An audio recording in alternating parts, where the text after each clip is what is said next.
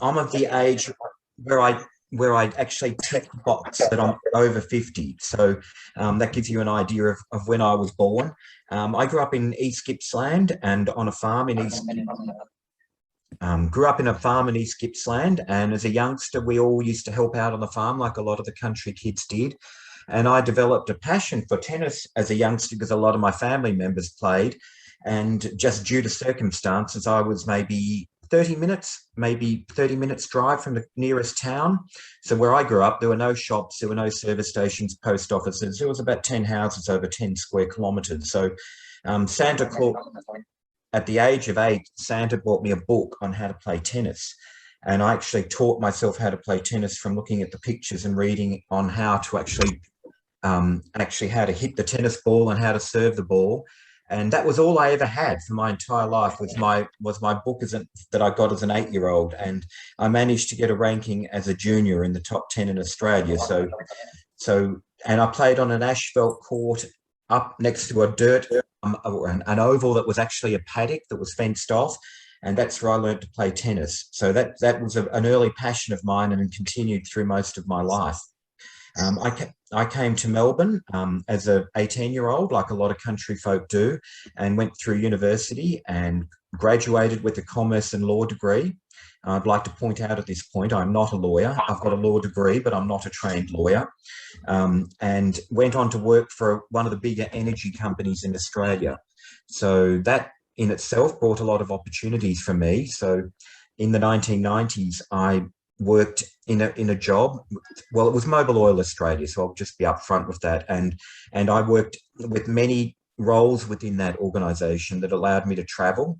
So at one point, I was a manager at the age of 24, I was in charge of a group in New Zealand, Papua New Guinea, Fiji, and New Caledonia, as well as Australia. So that got me travelling. That really gave me an appetite for travelling because every week I was in a different capital city in Australia or New Zealand or one of the Pacific Islands. And that whetted my appetite, as I said, for different types of travel.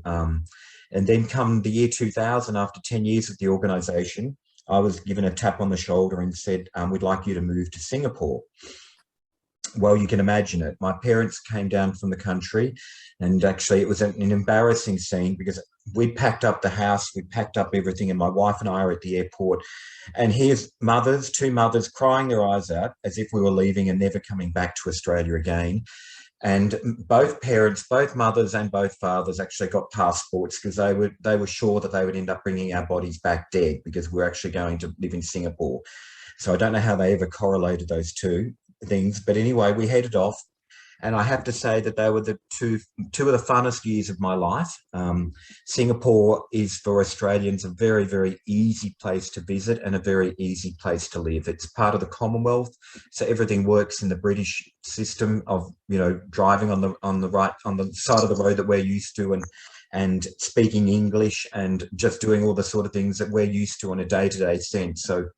And the role that I played in Singapore back in 2001 through 2003 was largely representing the geography that I came from, which was Australia, New Zealand, and the Pacific Islands, in anything to do with business activities on a global sense. So that also allowed me to have several business trips to America and to China and to Japan and several other countries around the Asia Pacific area. I can come back and talk to anyone about anything about Singapore because I loved it so much that every weekend we made sure that we got out and explored the island. And the island is so much bigger than Orchard Road, which a lot of people will stop over at when they visit and pass through Singapore. There is so much to see and do there. So, and including virgin jungle, which a lot of people don't even realise. There's a lot of virgin jungle in Singapore.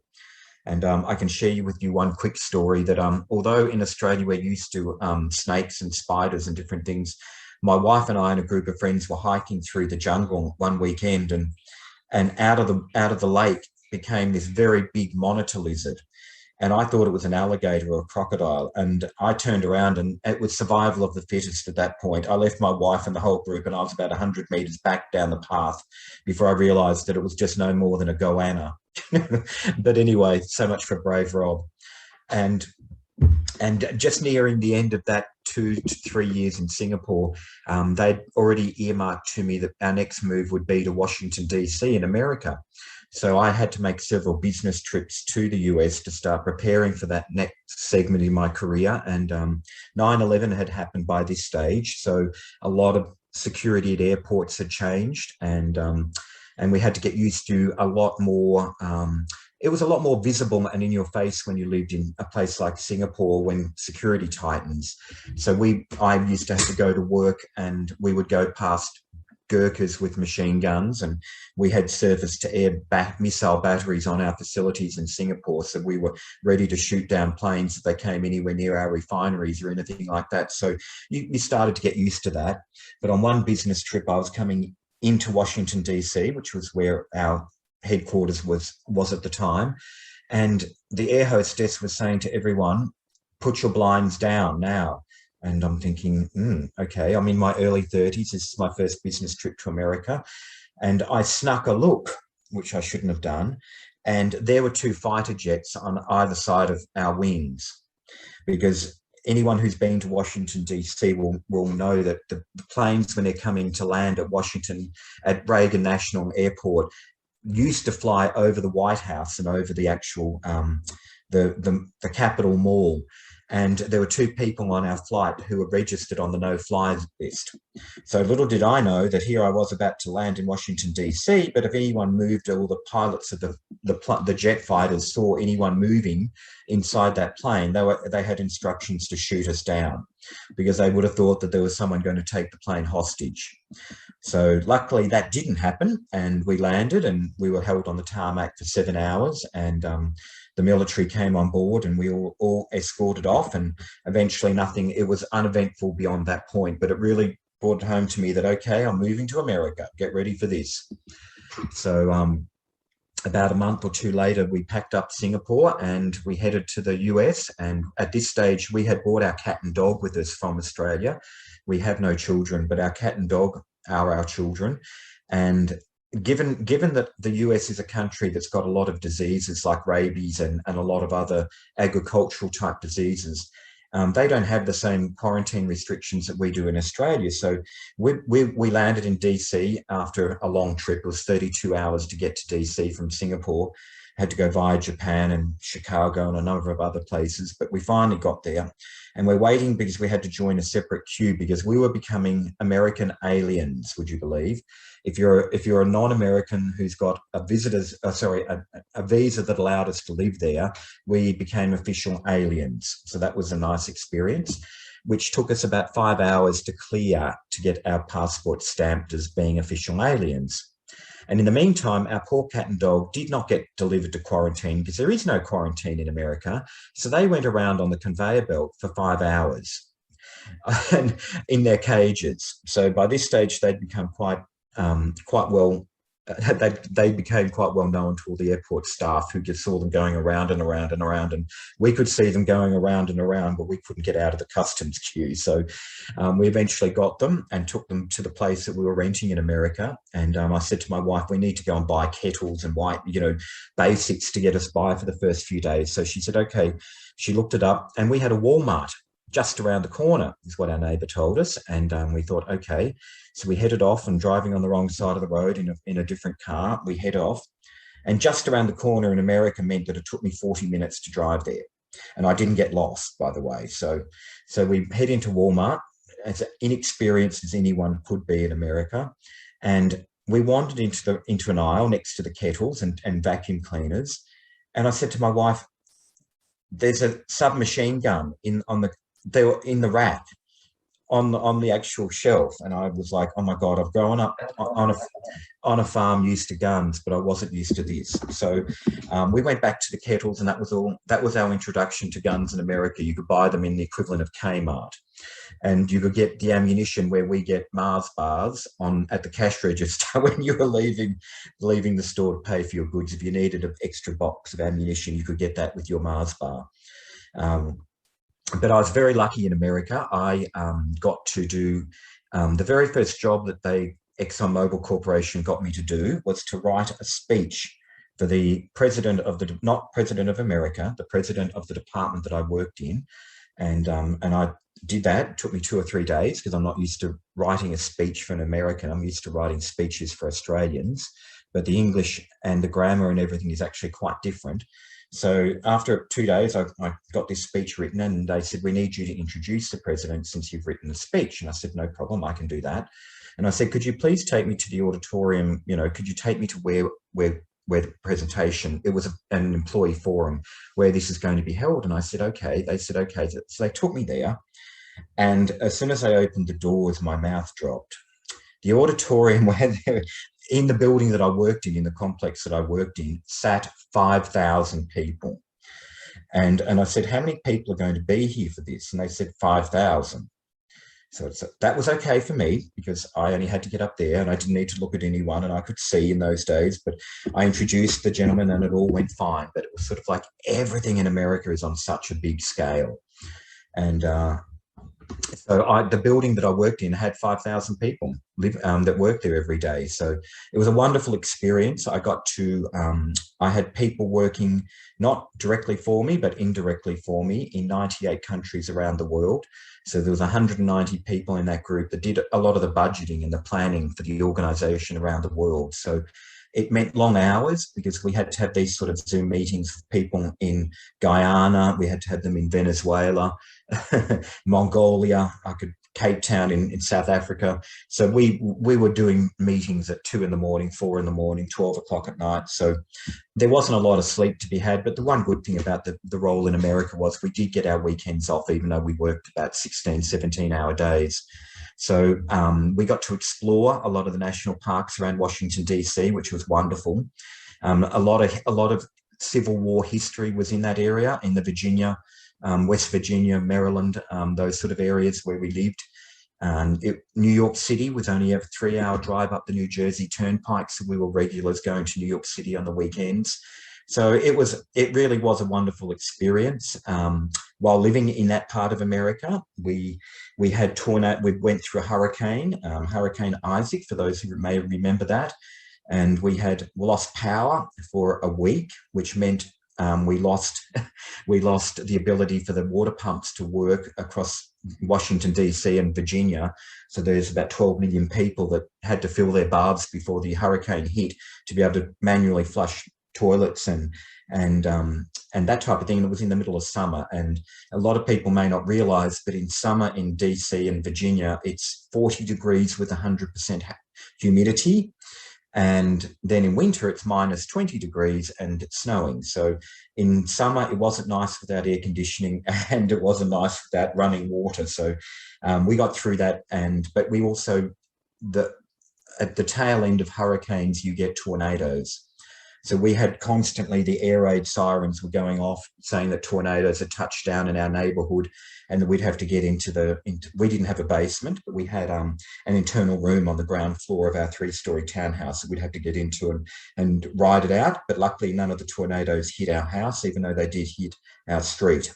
So that was some excitement, but luckily no one was injured. It just destroyed the house, but the people were safe in the right part of their house to allow them to survive that. So, I mean, there was a lot of things to see and do in America, as you can imagine. And if anyone has any questions afterwards, I'm more than happy to ask, or at least, respond where I can. My wife, during all this time, had managed to get work at the Australian, in Singapore, it's called the High Commission. In non-Commonwealth countries, it's called an embassy. So whilst I was working for ExxonMobil, she had managed to get work in the diplomatic community in the Australian High Commission and embassy. So she got a top secret security clearance, which has since elapsed. But at the time, when we were in Washington, D.C., while I was doing planning and budgeting, she worked in the embassy and she organised 2 prime ministerial visits. So John Howard and Mrs. Howard came to DC during that time period twice, and she organised the whole visit with the Bushes and had to deal with the Secret Service and that type of thing. So I think one of the highlights from my perspective that I was actually invited to was Mrs. Howard gave to the American people via Mrs. Bush a 3-carat Argyle pink diamond, and that was given and donated from the Australian people, and it sits now in the Smithsonian in Washington, D.C. in the Natural History Museum. And I got invited to that because my wife organised it. So even though I was standing in the background, that was quite a buzz to see. So anyone that gets the opportunity, the Smithsonian's are free in Washington, DC, but the big 3-carat pink diamond, Argyle diamond, is given from us, the Australian people. So there are several other highlights. Felicity, my wife, got to meet Condoleezza Rice, Madeleine Albright, and got to go to the Pentagon fairly frequently, and the White House and different things like that. I got invited to a few events, which was good, but that was her job and I had my job. So then we got to the end of a 2.5-year stint in the US, and I got tapped on the shoulder again to say, we're moving you back to Singapore, but this time you'll be the top manager in Singapore for the financial sector of the company, and you'll have people in 14 countries. And I said, okay, that sounds like an excellent challenge. I'm up for it. So we moved back to Singapore, and because a lot of the work that I was going to be doing over the next 3 to 4 years was going to be in Bangkok, we maintained an apartment in Singapore and an apartment in Bangkok. So during that time period, it was probably the most exciting of my professional career and personal career, because that 4 years, I was the boss. I was the person that actually invited everyone to dinner when I visited their country, and nobody would sit next to me because I was the big boss. So that was okay. I got used to that. But it meant that I was leaving Singapore Sunday night, and I would then return Friday night. And in the meantime, I could have visited 4 countries, because if you have people in 14 countries that you need to be visiting and assisting with different projects that were happening around the zone, it just meant I was traveling constantly. So I lived out of a suitcase practically for 4 years. And although in my profile it said I've done 653 flights, that's actually true, but it wasn't to 653 countries. It was I've been to Japan 14 times and China 15 times, and a lot of countries on multiple occasions. So during that time, that 4-year time period in Singapore, went through SARS in Singapore, which was at the time a pandemic, but little did I know that 14 years ago in Singapore, when we were going through SARS, that I'd be going through a pandemic in my home country that is a lot worse, and we're still going through it now. So I went through 2 military coups in Thailand. That was interesting. I had a meeting with several American senior managers in Bangkok, and I was sitting in my room going through, after dinner, a formal dinner, I was going through my materials for a presentation I had to give to about 50 people the next day. And I just look up, because I had the television on, but I had it down on very low. And I looked up and it had tanks rolling into Bangkok. And I just thought, oh my goodness. So I got straight on the phone to security. They asked me to go down and locate all the senior managers who had gone for a walk on the streets after our dinner.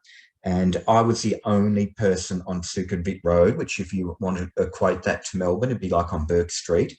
And there were tanks filing past me, and I'm thinking, where are these people gone? Where have they gone?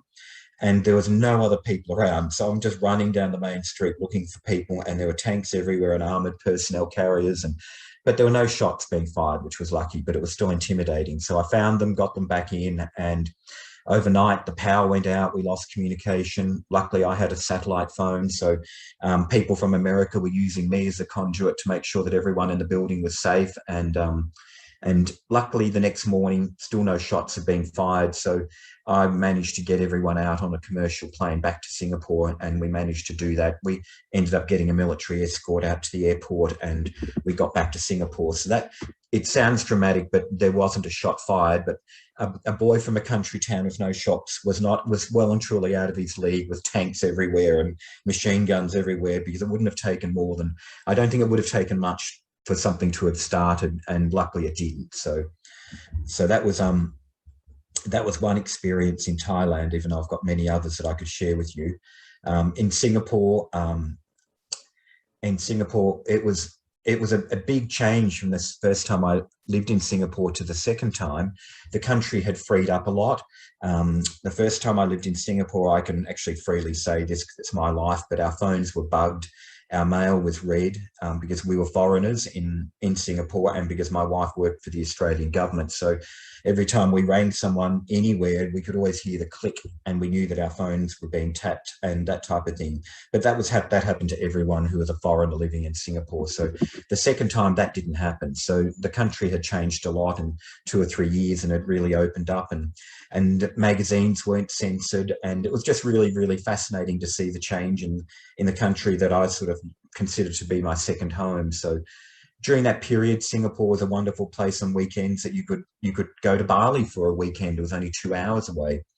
We regularly would go to Hong Kong. It was only 2 hours away, just for weekends in between the whole lot of business travel. So there was one time which I think Rachel had put in the dossier or the profile, that I was working in Bangkok for a few days, and my wife rang me and said to me, "Can you play tennis on the weekend when you get back to Singapore?" I said, "I can, but I haven't played in a number of years." And she said, "That's okay. We just need a fourth person."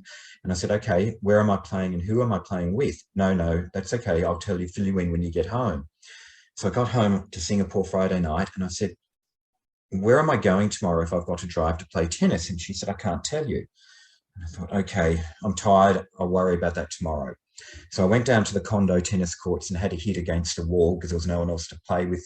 And then she said that you'll be picked up at 2 o'clock. Okay. So I just went with it. Well, the embassy car picked me up at 2 o'clock, and I just thought, okay.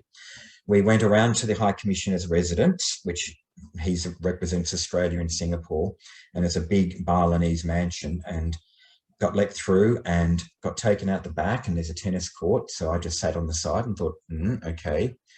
And then out of the High Commissioner's residence walked our Prime Minister and our Foreign Affairs Minister and the CEO of Qantas. So they were the other three person, and I was the fourth person to be the ring-in to play with that group of people. And I thought, okay, just run with this. But the thing that freaked me out more than having the Prime Minister on the other side of the tennis court was the fact that we had 3 Gurkhas who were the ones protecting the Prime Minister and the High Commissioner, and they had submachine guns on the side of the tennis court. And all through that game, I was sweating, not because of the humidity, but I was so petrified that I would hit a tennis ball into a Gurkha, and he may accidentally fire off his gun and shoot the Prime Minister. I just couldn't. I don't think that would be something that you would ever live down. So that was interesting. So I survived that, and the Prime Minister and the entourage were on their way to London, and they quite regularly during their stopover used to get some exercise at one of the Australian owned venues, or different places around that Australia had some influence with, so they could stretch their legs. So that was interesting, and that then led me into a tap on the shoulder after 4 years of constantly traveling. And I mean, I could tell you about Japan. I could tell you about being on a bullet train going out to one of our refineries, and we're at full speed, and we got hit by lightning, and the bullet train pulled up in about 6 seconds from doing 390 kilometers an hour. So, and no one was hurt. Everything was done in a very Japanese sense. And we were back on the road again about 3 minutes later, back up to 390 kilometers an hour. So there's lots of little bits and pieces that I can talk to you about if that interests you. But then I got a tap on the shoulder after 4 years to say, "You're going back to Australia." Thinking, okay, I've been gone for 8-9 years now, so this is going to be interesting. So I got back to Australia and had a job where I looked after New Zealand and Australia and all of the Pacific Islands, including Guam and Mariana Islands and other more remote American protectorates in the Pacific Ocean. And about 9 months after getting back, I decided that I'd actually lose my eyesight over a 5-6 week period. So I went from having 100% vision to having 4% over about 8 weeks in total. So that was like, the work was very supportive. All my family were very supportive. And they said, just stay at home. We'll work out how this is what's going to happen out of this. We'll work on it. So I sat at home, and 3 days later, I decided I'm bored.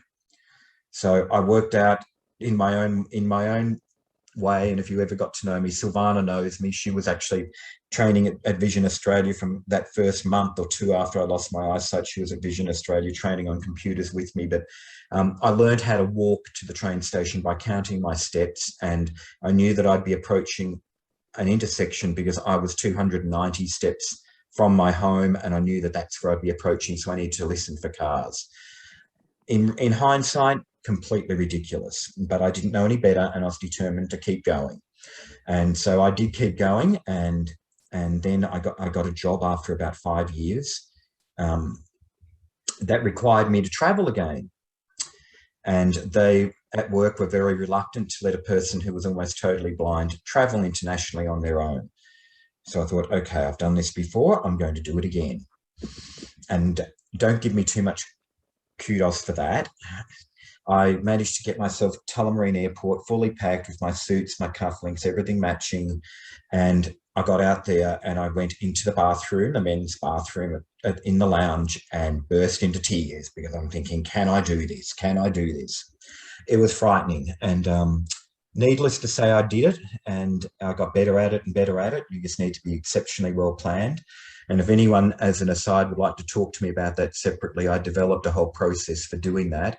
And over the 2 or 3 years after that time, I successfully travelled another 23 times internationally, and it all went perfectly well. It was a different experience, but I still managed to get mainly to Bangkok, but also to Singapore on, as I said, 23 occasions after then. So that was really good, and I learned a lot. And the company learned a lot about how to deal with someone who's vision impaired, and how you can still get a lot out of somebody even if they can't necessarily see what's on the whiteboard. So everyone at my work, which I've since retired from, learned how to actually articulate themselves a lot better than actually skimming over things. And if they wanted me to add any value, they needed to learn how to articulate what they were saying.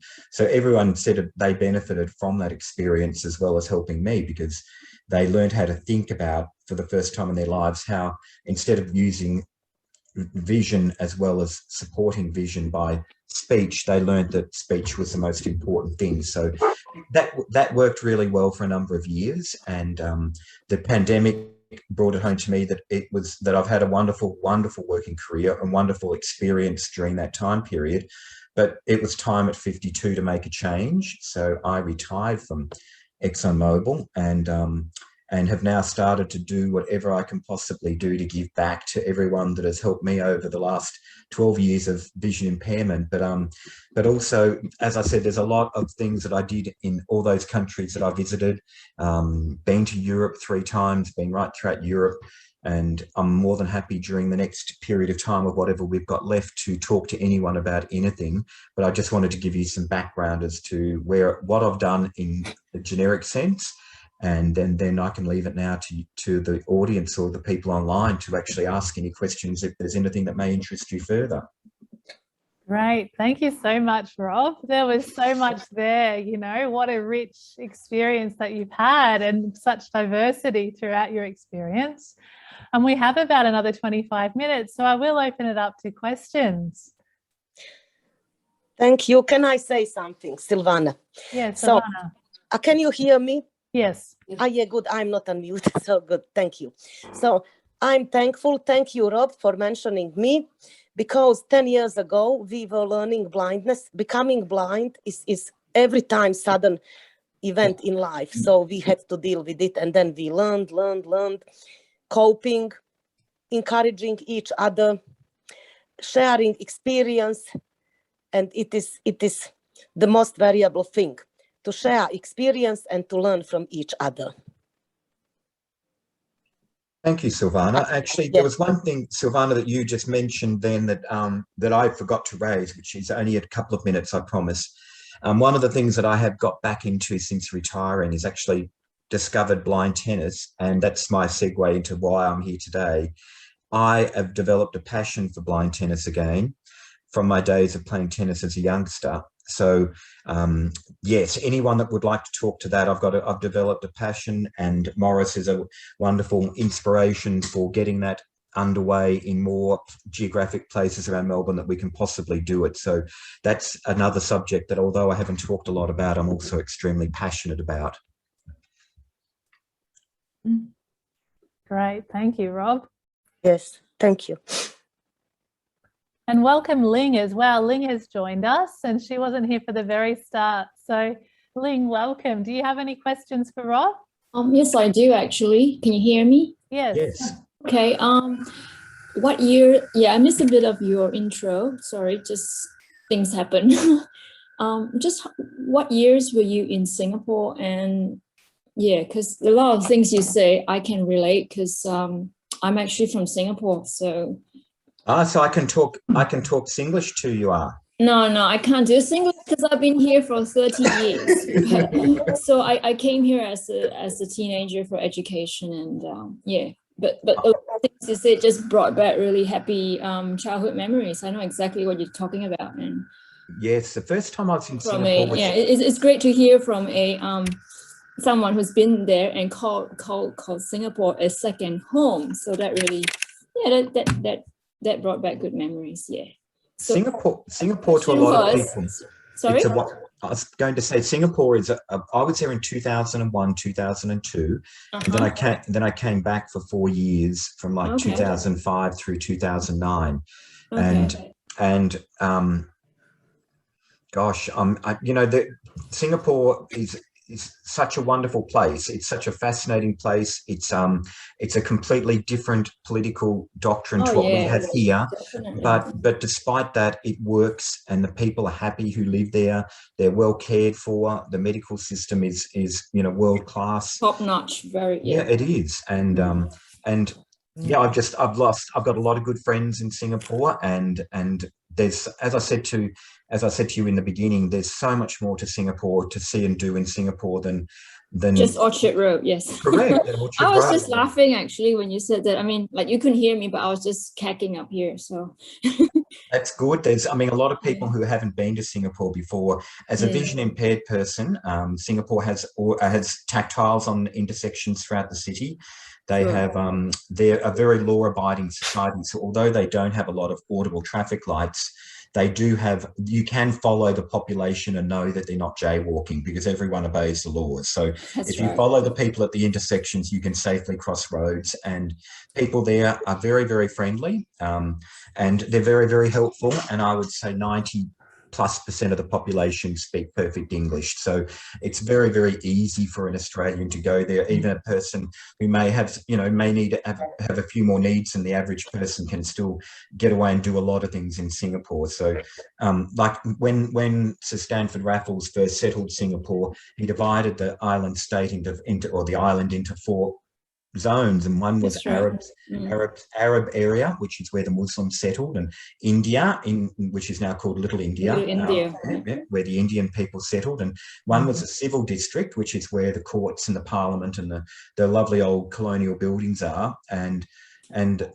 the final one, which turned out to be what would end up being the most prominent, is the Chinese district. So, which was where Chinatown is, and from there, and just for a lot of people's benefit, a couple of quick facts about Singapore. It started out to be about the size of Phillip Island. Yeah. And Singapore have reclaimed so much land from the ocean that eventually, within a matter of years, Singapore will have a population of around 7 million, about the same as Hong Kong. They're not there yet, but they're getting there.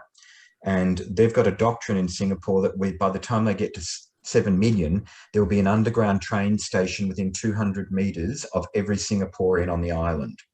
So they've got underground train stations going everywhere. Most of them are fully automated. They don't have drivers, sorry. And there's just so much culture there that it's like they observe public holidays from pretty much every culture of everyone who lives on the island. So as a guest of Singapore, I learned about Hari Raya, Deepavali, who are, Hindu public holidays, and you learn a lot from living there if you embrace it. And so I really left my heart in Singapore. I had a lot of really good experiences there. Yeah. Okay.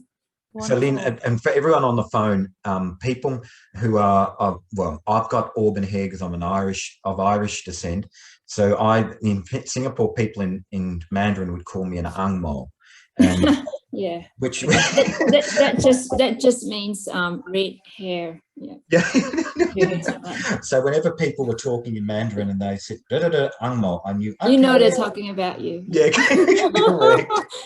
But it doesn't necessarily follow that they're saying nasty things. Oh, right? No, not at all. They're just fascinated. They're just fascinated with, yeah, that's right.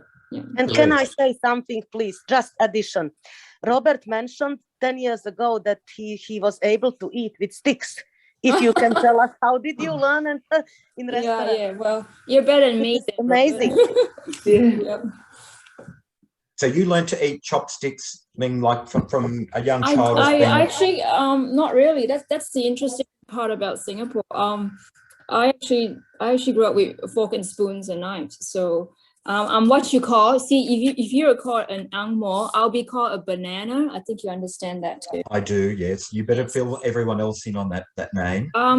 It just means that because, well, from the day I was born, like we were just speaking English at home. So while I'm Chinese, but so much of everything that I learned is just very Western, because we went with the British education system. And yeah, just from day one, we were reading English authors, Irish authors. So it's an Asian country, but it's very Western. I think Robert would understand what I'm saying. Yeah. Yes, and can I explain the banana?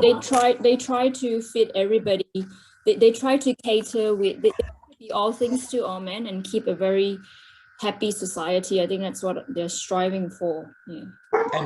And I think they've achieved that too. They've achieved it. That's the only country that I can think of that every racial group and ethnic group and religious group can actually live together without too much conflict. Harmony. Yeah. It's actually multicultural, and that's all I can say. Yeah.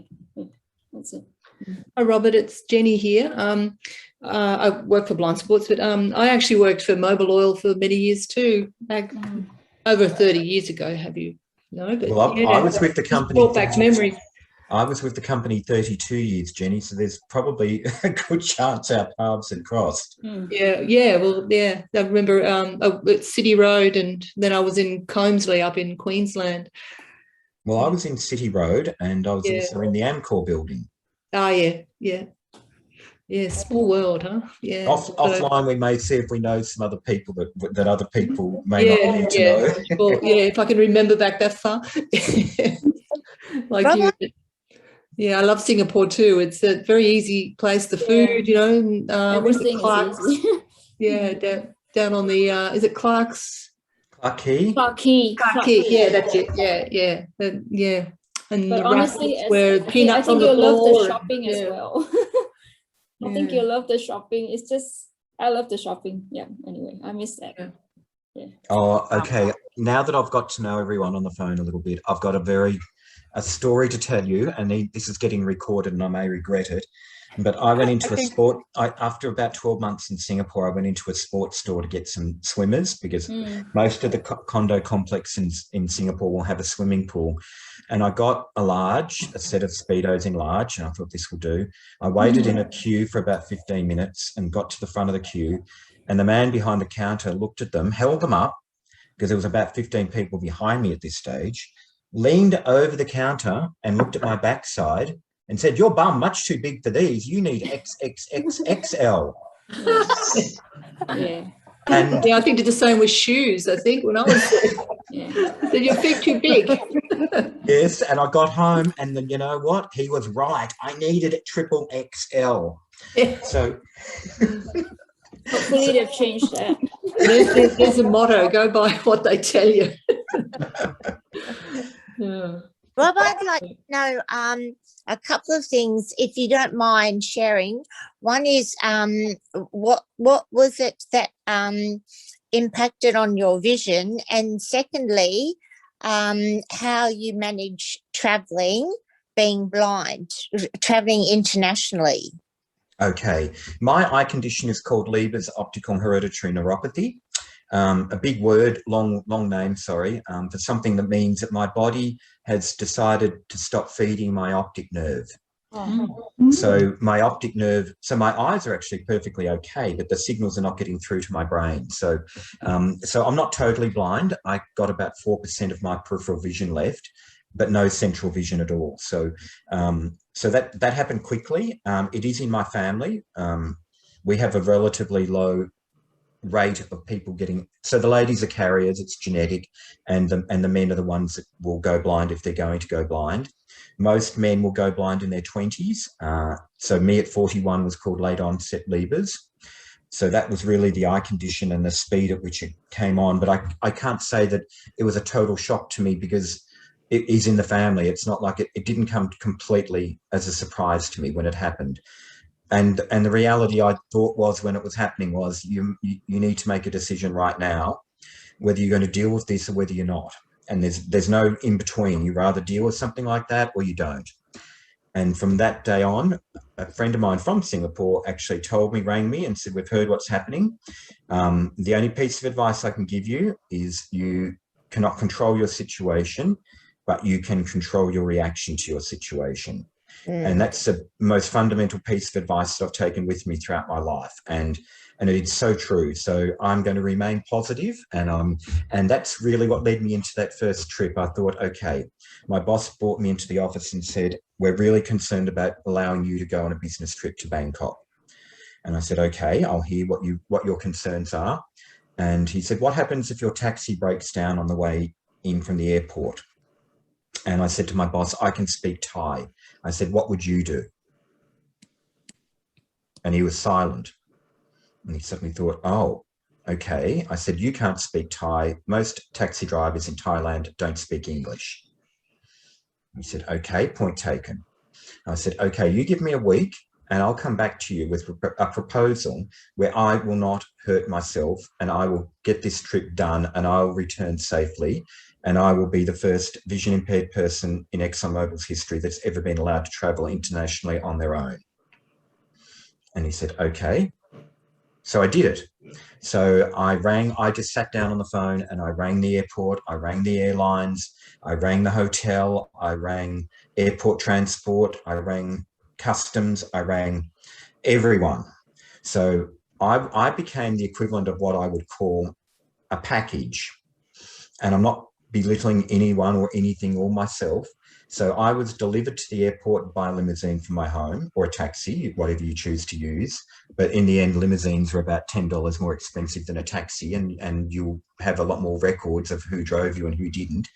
The airport staff pick you up from where the taxi dropped you off. The airport staff will check you in, fill out your customs forms for you, take you through customs, then take you through and put you in a lounge of some description and make sure you're comfortable, make sure you know where the amenities are, the bathrooms and whatever else you may need.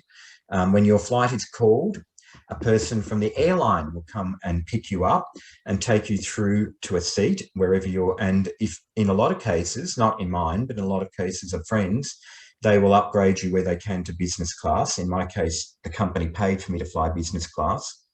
And it went on and on. So like I rang the hotel that I was going to be staying in Bangkok and said I'd like to stay on a floor below 4. And that was in the event that I needed to escape meaning in the event there was a fire and I needed to get out. I did not want to be going past 4 floors. I asked to be located within 3 hotel rooms of the fire escape. I made sure that I could find my way to the SkyTrain. I had already counted in my head that I was 3 stops from my stop on the SkyTrain to get to work. So I'd done quite a lot of planning and it worked perfectly. So did I go wandering the streets of Bangkok at night? Absolutely not. I stayed pretty much getting room service and made sure that I was going to make this work for me and for the company. And it did work. And in the end, Singapore Airlines put me in exactly the same seat every time I got on that plane. The air hostesses got used to having a vision impaired person in business class in seat 6A because they ended up telling me what was on my plate of food at 6 o'clock, at 12 o'clock, at 3 o'clock, 6 o'clock and 9 o'clock. So I knew exactly what I was eating. So there was no embarrassment happening there in terms of food. And it worked perfectly, but it took a lot of organisation. Yeah. Sounds like it. Yeah. Well, thank you. But I mean, anyone can still do that. For example, if I now have a service dog. So if I travel to Sydney and chose to go on my own, my service dog is allowed to have a seat free of charge next to me. And so like it's really a matter of asking the questions about what is going to make you feel comfortable and make sure that you can have a safe and really good trip. Yeah. When you say service dog, is that not a guide dog then? Well, I'm going to say he is a guide dog, but I don't like to distinguish between guide dogs and cedar dogs. I just say service dogs, but he's a guide. Okay. I wasn't sure whether you meant some other kind of assistance dog. Oh, no, sorry. I don't have a dog, so I'm not politically aligned with anything. But yeah, I wasn't quite sure if you meant some sort of other assistant dog that wasn't a guide dog. Well, Silvana told me for about 8 years after I first met her that I was in denial. And that I didn't use a cane or didn't use a dog, even though I was constantly bumping into things and falling downstairs. So getting my dog, Hamish, was the best thing I could have ever done. And he just now gives me a sense of confidence that maybe I tried to do through other means, but now it just becomes second nature and it's so easy. So what colour is Hamish? Hamish is black. Yeah, Labrador? Lab Retriever. Okay. So when we come out of lockdown, the first place that I go, I'll be looking forward to domestically because he can come with me and with my wife and I, and we will then we'll work on what that means internationally, but we'll do some baby steps with him and go domestically to start with. So has he travelled with you internationally before? No. There's a lot of complications with international travel. Sure. It's not so much about getting there. It's more around getting quarantine, isn't it? Especially now. Yes. Yeah. How long have you had Hamish for? 1 year. Oh, okay. So he's relatively new then.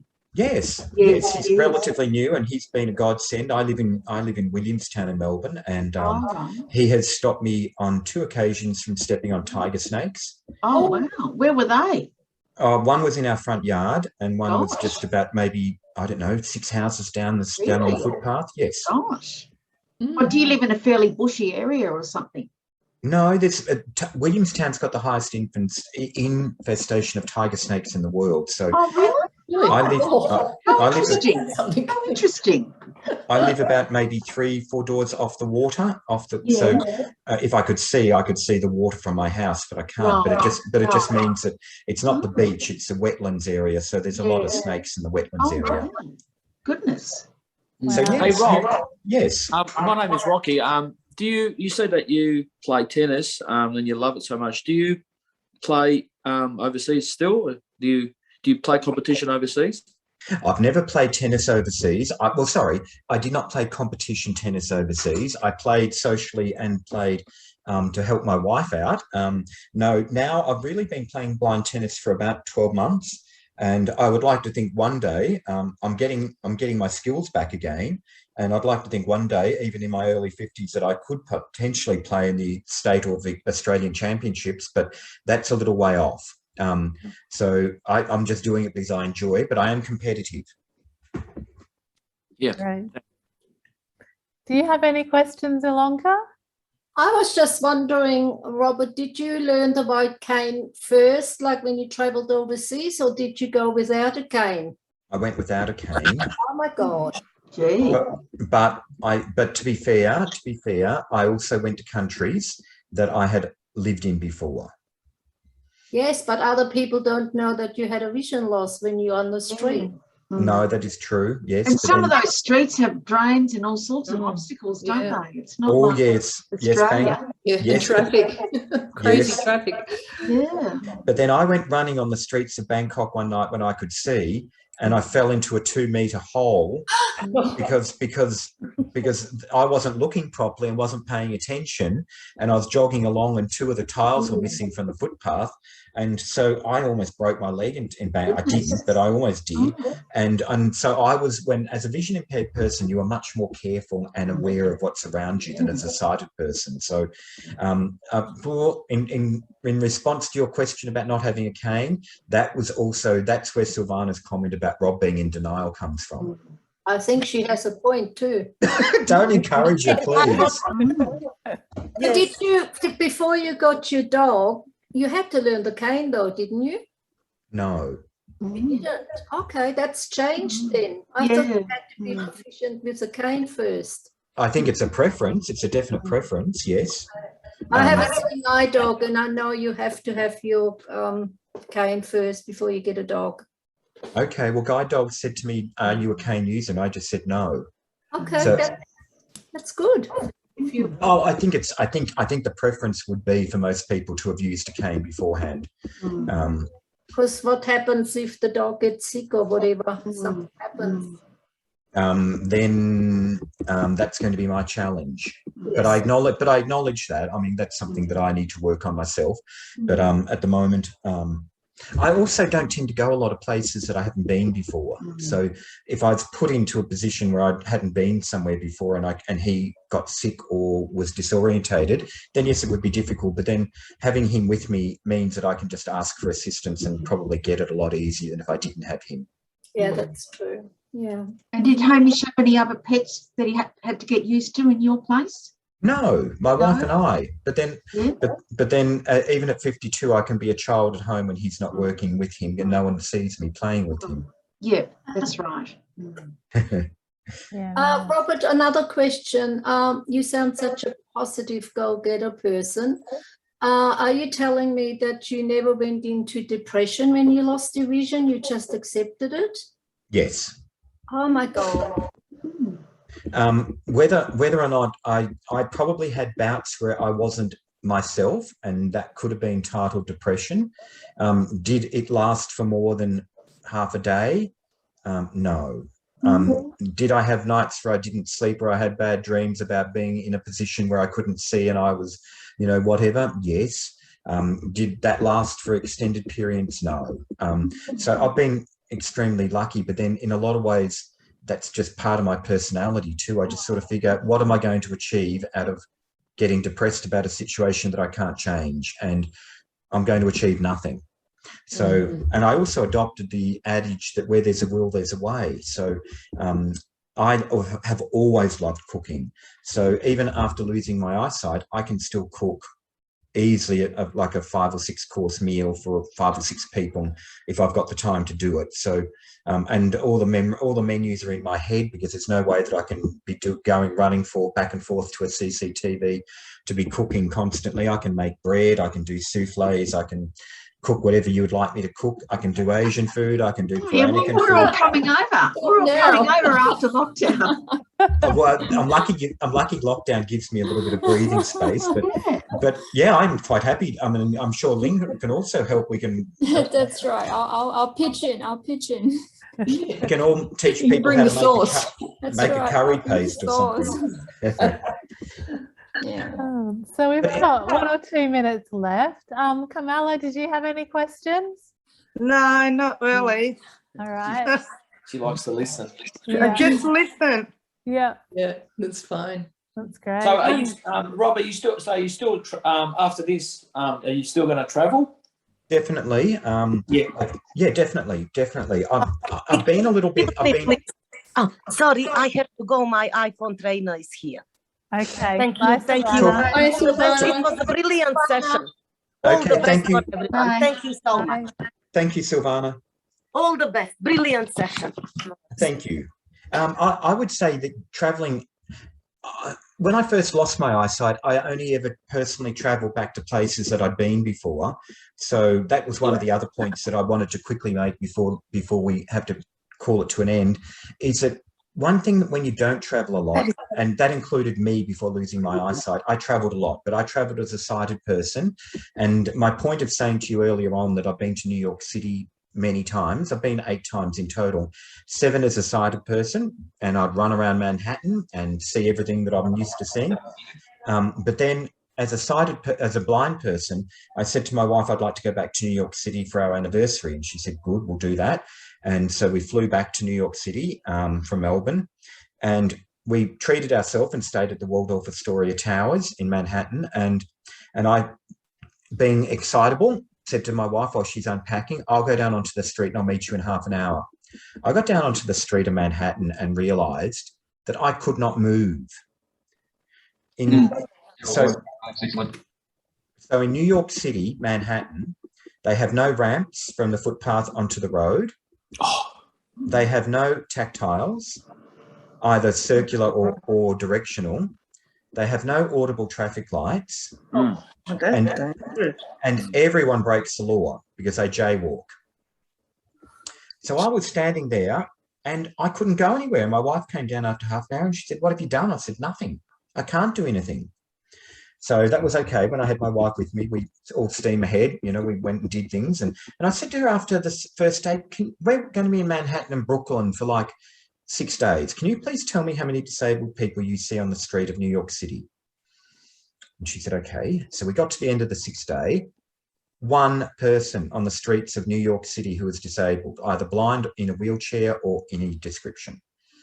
And that was a person who was using a cane, and they did not know how to use it properly because they were banging into things, and they were clearly, my wife said, that lady is petrified.